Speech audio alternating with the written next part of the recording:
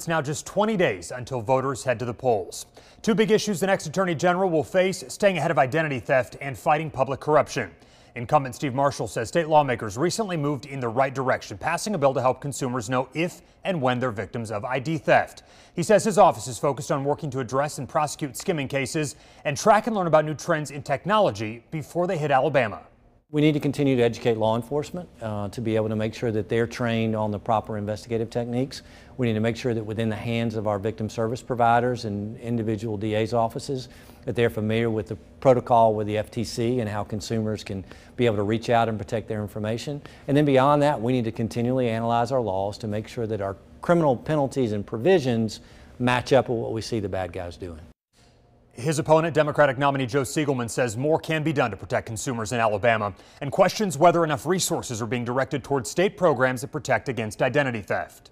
The Attorney General can send a message to the companies and individuals who try to take advantage of Alabamians that we're not going to tolerate it. Make sure the resources are there, the funds are there to prosecute those cases and ensure that we're protecting the people of this state.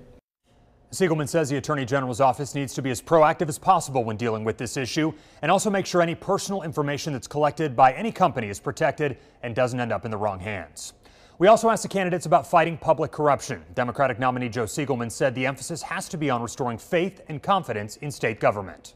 My goal is to implement this mindset of people, not politics, of independence, and make sure that the people of Alabama, with every decision that comes out of the Attorney General's office, that they understand that it is because of the merit and for no other reason, and because it is in the best interest of the people of this state. Incumbent Steve Marshall also says that's a priority of his office, and he will continue to go after public officials who are violating ethics laws. Not only do we need to make sure that we are attacking that from a prosecution side, and in many ways the AG's office is uniquely situated to be able to do that. You know, as Attorney General, I need to also make sure that I'm living my life in a way that encourages public trust in what we're doing. You know, hold myself to a higher standard and make sure that we're doing what we need to do to uphold the public trust from the prosecution side. You can hear much more from both candidates right now on our website and the WVTM 13 app. There are a number of heated races all across the state in the midterms. You can join us tonight at 9 o'clock for our election countdown. We're going to hear much more from the candidates, take a closer look at some of the big issues, and get the answers you need before you head to cast your ballot next month. Now, because of our special election coverage, we do have a programming note to pass along. Chicago PD will air tomorrow morning at 1:07. No change.